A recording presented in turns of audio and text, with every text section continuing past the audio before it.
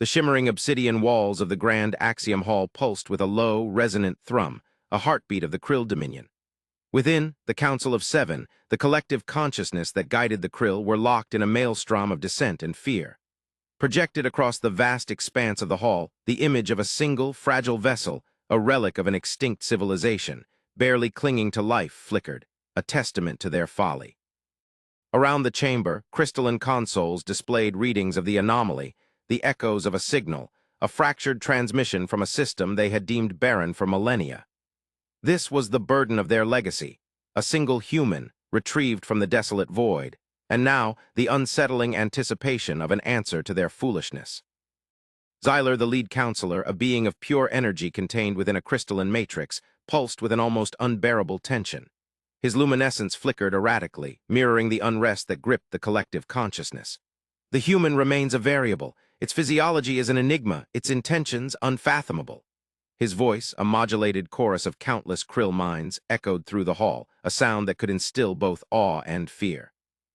Counselor Vashkar, a towering construct of obsidian and shadow, shifted restlessly. It is alone, defenseless, a relic. The Council's decision to rescue it was illogical. Now this response, a return signal, it is an act of folly. His words, laden with scorn, sliced through the air, carrying the weight of the Krill's historical arrogance. The third, Counselor Lyra, a being of pure light, her form a swirling nebula of energy, attempted to mediate. We do not understand this species. Their history, their culture, it is a closed book to us. We must approach this with caution. Perhaps the human offers an explanation for this anomaly. Her soft, melodic tone carried a plea, a sliver of hope amid the rising tide of fear. Caution? Vashkar's voice dripped with disdain. We showed caution, we studied, we observed, we took one prisoner for 1,000 standard cycles. The result is this response. We should have eradicated the system the first time it showed defiance. The sentiment was not unique. Many Krill, their minds shaped by eons of galactic dominance, viewed all other species with a mixture of pity and contempt, human included. The images displayed on the screen shifted, a dizzying panorama of readings, the anomaly's approach. It was impossible, illogical, the very definition of a paradox. The anomaly was a distortion, a gravitational anomaly. As the signal had grown stronger, so did their fear. Xyler pulsed again, his energy fluctuating. The human's vessel detected a distress signal, a relic, its origin the system where the human was found. The truth was that the relic had been a lie, a signal, a trap. The Krill, they were certain, had walked headfirst into an intergalactic war, and they had not seen it coming. Counselor Zarth, a being of pure gravity, their form a swirling vortex of energy, remained silent, his vast intellect weighing all possibilities. Their gaze, a black hole of insight, pierced through the chaos. After moments he spoke. The signal, it is old, yet it possesses an unusual signature, and the human, it showed no aggressive intent in the beginning. We would do well to ascertain if this anomaly is truly an enemy. The debate raged for cycles, a symphony of logic, fear, and political maneuvering. The Krill, at the height of their power, felt that their very foundation was under threat. The idea of humanity as a tool for their demise was one they were not eager to accept. The anomaly, a vessel beyond Krill comprehension, began its descent into the system. Sensor readings, erratic, unstable, suggested a fusion of technologies, of design philosophies that could only have been born in madness. It was clear this anomaly was no longer in their control. Finally, Xyler, his crystalline matrix pulsing with a resolute if apprehensive energy, issued the order. Prepare for contact. Initiate all defensive protocols. Deploy observation drones. Let us see with our own eyes what has come to our doorstep. The anticipation of the reveal caused the chamber to fall silent. It was a silence filled with fear and a dread of what was to come. As the vessel emerged from the void, it was not the crude, fragile relic of an extinct civilization. Instead, it was an immense structure, a city of metal and light, a warship unlike any they had seen, a vessel that defied all known laws of physics. It was the first sign of an army. The observation drones, crystalline entities of pure data, relayed images of the vessel's exterior. Its surface was a tapestry of shifting alloys, its lines a symphony of impossible angles and curves. Massive cannons, far larger than any the Krill had ever conceived, were visible, seemingly dormant, but their potential power was undeniable. The sheer scale was overwhelming. From within the Krill observation chamber, the Council watched in tense silence. The collective thoughts of the Krill, an amalgam of intelligence and fear, pulsed through the chamber. The human, their prisoner, had yet to awaken.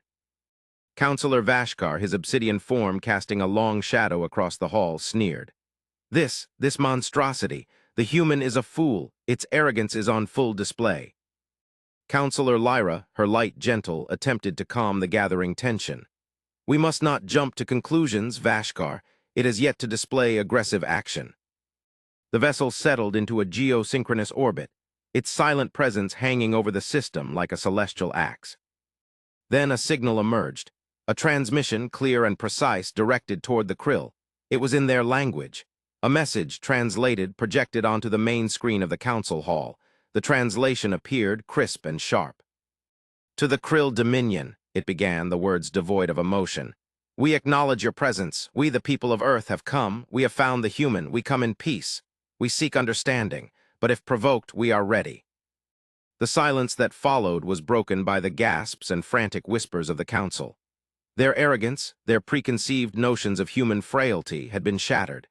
They had been prepared to meet a single vessel, and instead they were met by a fleet, a technological marvel, an army. Xyler pulsed, his energy flickering erratically. This is impossible. What is this? The response came from the observation drones, their data streams flooded with new information. The vessel, the central command ship, was far more than it seemed. It was a living entity, its systems interwoven, a single intelligence that controlled everything, from the smallest drone to the massive cannons. Report, Xyler ordered, his voice echoing with a mixture of awe and fear. The lead analyst, a Krill specialist in xenolinguistics, replied, his voice a tremor of fear.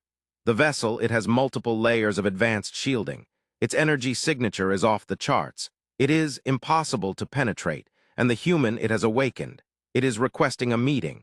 One of their ships has launched. It is heading directly toward our flagship. The scene had shifted. The council chamber was no longer one of arrogance and superiority, but one of desperation and fear. A sense of doom descended upon the Krill. They had underestimated humanity, had treated them as pawns. They had brought the wrath of a technologically superior force upon themselves. As the human vessel approached, the flagship, a vessel of elegant design, a testament to Krill mastery of advanced technology, sent out a message. It was a request to board the ship. It was, perhaps, the final attempt to understand, to negotiate, to avoid conflict. The human ship, now identified by Krill data systems as the Dawnbreaker, responded swiftly and efficiently. Acknowledged. We are prepared to receive your delegation. Protocol Alpha initiated. As the Krill delegation, led by Xyler, prepared to board the Dawnbreaker, the air in the chamber was thick with tension. The Krill, used to their utter dominance of the galaxy, now found themselves humbled, their fate hanging in the balance. The bridge of the Dawnbreaker was a marvel of human engineering. The air was cool, the lighting subtle. The crew, a collection of humans from the planet Earth, were the picture of calm competence. They moved with a quiet efficiency that was almost unnerving. Xyler, his crystalline form glowing faintly, assessed the environment, his sensors recording everything. The ship's architecture was alien, yet somehow familiar. The humans, with their frail bodies, their intricate technologies, were unlike anything the Krill had ever encountered. The captain of the Dawnbreaker, a human named Eva Rostova, emerged from the shadows. Her eyes filled with an intelligence that pierced through his own. She was tall, with a bearing of quiet authority, a beacon of peace in the hostile unknown. Greetings, she said, her voice clear, her tone devoid of emotion. Welcome aboard the Dawnbreaker. We are pleased to meet you. Xyler, using a universal translator, responded, We are the Council of the Krill Dominion. We come in peace. We seek understanding. Eva nodded, her gaze sweeping across the Krill delegation. We understand. We have been watching you, studying you. We have been learning. We have been waiting. They were led to a conference room, a minimalist space with a single table at its center. The walls displayed images of Earth, of human history, of human culture. Xyler could not avoid the fact that it was beautiful. As the meeting commenced, Rostova explained the purpose of the Dawnbreaker, of her mission. She spoke of the importance of unity, of understanding, of shared destiny. We have discovered many things in the void, she said, her voice resonating with conviction. We have seen the worst and the best that the universe has to offer. We have seen the destruction. We have seen the darkness. and we have vowed that none shall suffer these things again. The Krill, you are welcome to the order of humanity." The word struck Xyler as deeply emotional. It was an offer, a plea, and a promise all in one. She showed them the vessel's capabilities, its strategic designs, its technological superiority. She revealed the secrets of their civilization, their understanding of the universe, their ability to harness unimaginable power.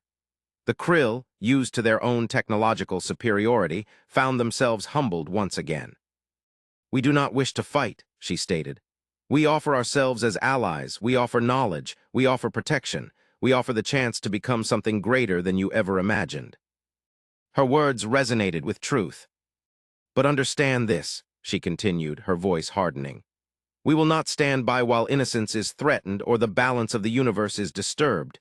We will defend our allies with everything we have. We will protect the future." Xyler, in that moment, understood the magnitude of their error. He understood the implications of what they had discovered.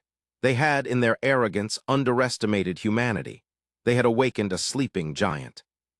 He looked around the room, at the images of Earth, at the calm, resolute faces of the human crew, and he knew that they had made a choice that would determine the fate of the galaxy.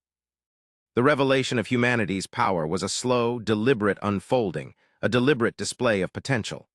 The Dawnbreaker was not the only vessel. It was merely a single ship in a vast fleet.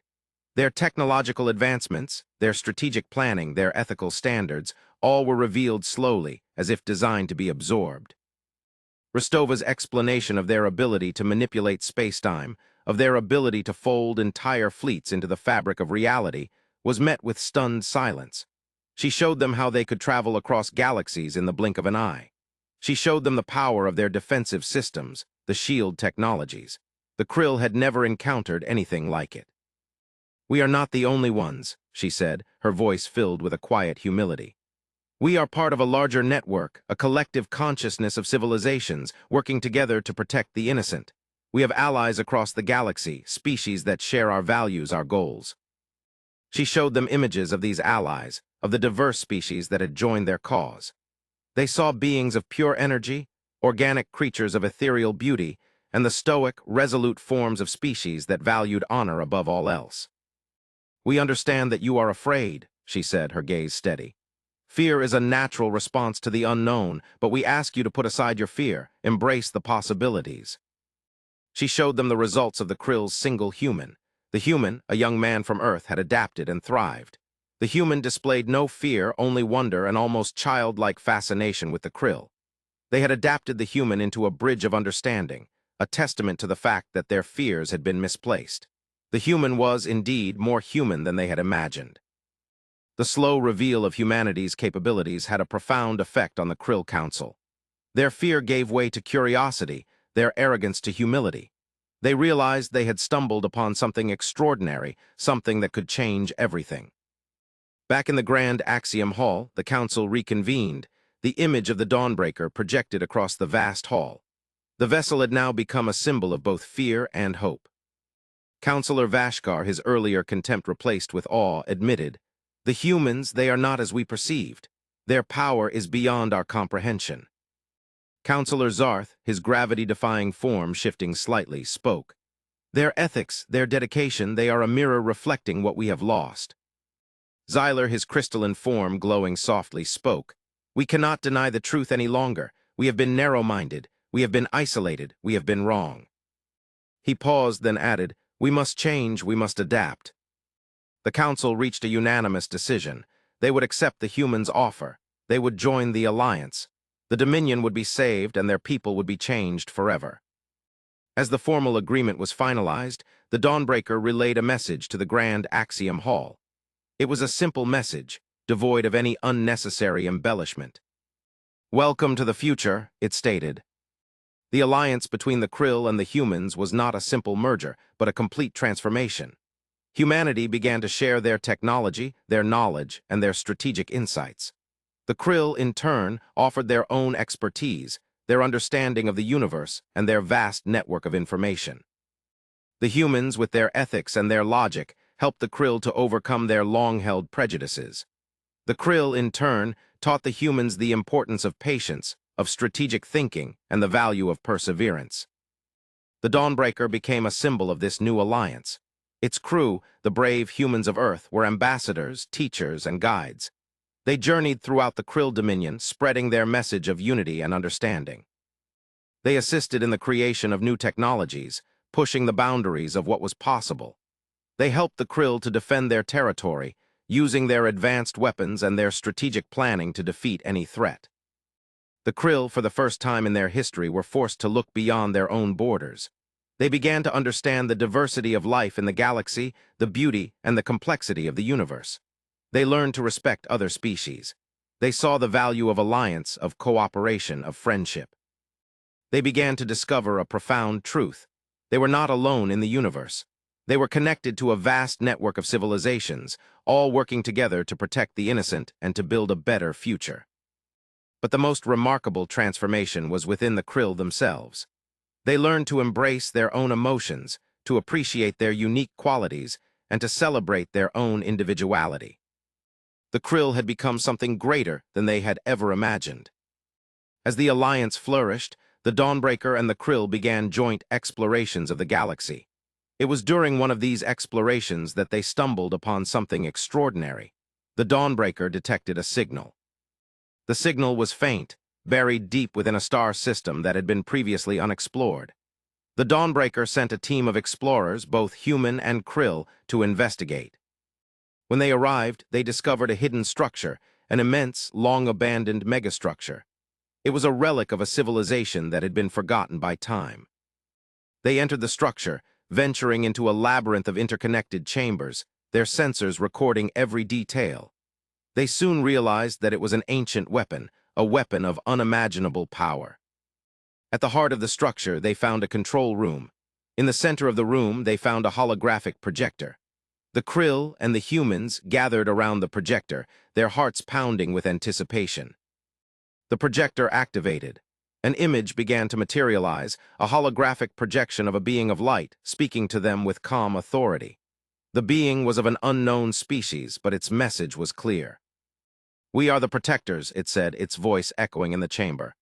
"We have been watching you, we have been waiting, the threat is coming, the universe is threatened."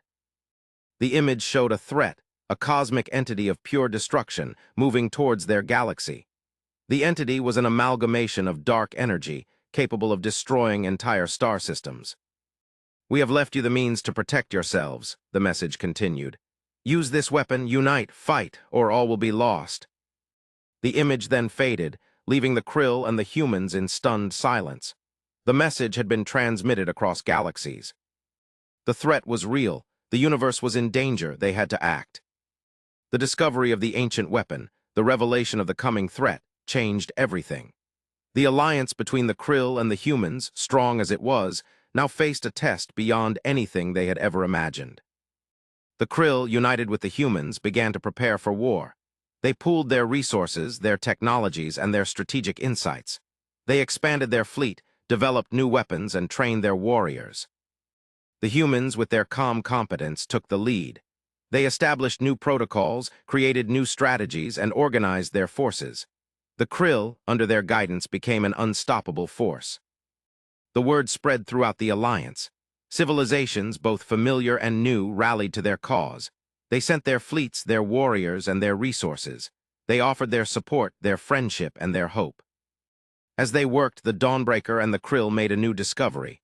They unearthed the history of the weapon. They discovered that it was not merely a weapon, it was a key. It was a key to unlocking the power of the universe itself. Rostova and Xyler stood side by side in the control room, reviewing the data. They had been working around the clock.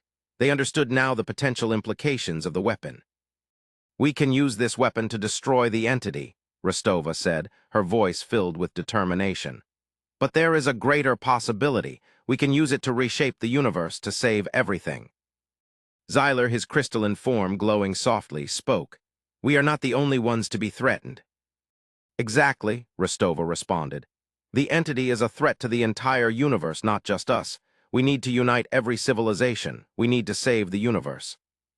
Together, the humans and the Krill formulated a plan. They would use the weapon to send a signal, a beacon of hope. They would call upon every civilization in the galaxy. They would unite them. They would stand together against the coming darkness.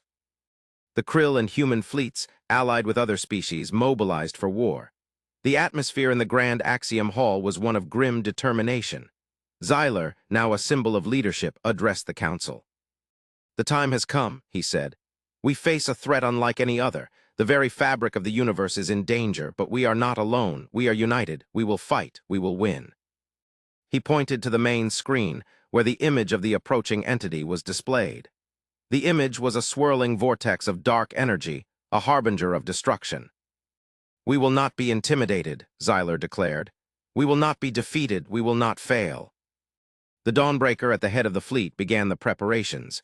Its crew, the humans of Earth, worked with precision and focus. The krill, along with their allies, stood ready to fight. As the entity approached, the fleet launched, a symphony of light and power, into the vastness of space. The first volley of attacks was met by the entity's sheer destructive power. Their ships were destroyed, systems failing. The humans' shield technology was stretched beyond its limits. The krill, for the first time in their long history, witnessed true destruction. The battle raged, ships were lost, worlds were shattered, but the fleet, the Alliance, fought on. They fought with valor, with courage, and with hope. The Dawnbreaker, leading the charge, maneuvered through the chaos. Rostova, her eyes blazing, made the decision to initiate Phase 2 of their plan. They would use the ancient weapon, the key. The weapon, activated, sent a signal, a beacon of light, across the galaxy. It called to every civilization, to every species. It invited them to join the fight. In the midst of the battle, they began to receive responses. Fleets from unknown corners of the galaxy responded, answered the call. They joined the Alliance. They reinforced the fleet. They offered new technologies and new strategies. The entity, sensing the shift, increased its attacks. The battle became more intense, more brutal. The fleet suffered heavy casualties, but they held their ground. As the final phase of their plan was initiated, the Dawnbreaker led the charge. The ancient weapon was ready. The power of the universe was within their grasp. The moment of truth had arrived. The Dawnbreaker, with Xyler and Rostova at the helm, entered the heart of the entity's domain. They used the weapon, unleashing its power. The energy surged, a cascade of light and power. It struck the entity. The entity faltered. For a moment it wavered. But then it retaliated. It unleashed a counterattack, a wave of dark energy that threatened to consume everything. The fleet, the Alliance, was on the brink of destruction. The Dawnbreaker's systems were failing. The crew fought to maintain control. Rostova looked at Xyler and she smiled. "We did it," she said. Xyler, his crystalline form glowing brilliantly, nodded. They had unleashed the power of the universe. They had saved the galaxy. The entity was defeated. As the dust settled, the Krill Dominion, along with the humans and their allies, emerged from the aftermath. The universe was still there. They had won. But their victory was not just a military one. It was a victory of the spirit. They had shown the universe that unity, cooperation, and the power of hope could overcome any challenge. They had faced the darkness, and they had prevailed. In the aftermath, they saw it. As the dust settled and the debris drifted through the void, a message appeared in front of them, an image of the protector species, the ones that had led them to victory. The words, clear and concise, echoed across the void. "You have done well," the image said. "You have become what we had hoped. You are the future. Go forth and build the future." They had saved a single human. Now humanity had returned with an army born of legends. It was not the end. It was the beginning. Their journey had just begun. The universe was theirs.